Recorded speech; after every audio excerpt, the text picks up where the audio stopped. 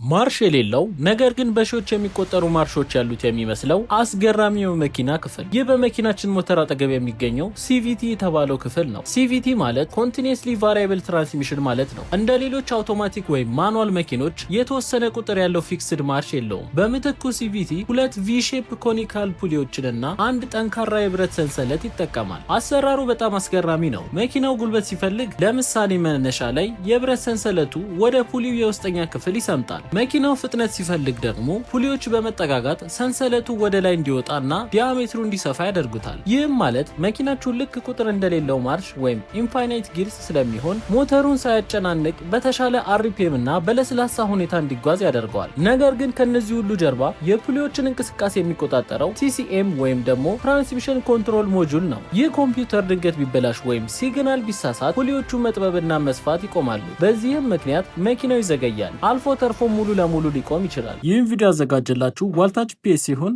ከስጋትና ከስርቆት የሚገላግላችሁን የጂፒኤስ ቴክኖሎጂ ዛሬ ነገ ሳትሉ ከታች ባለው ስልክ ቁጥር በመደወል ያስገጥሙ።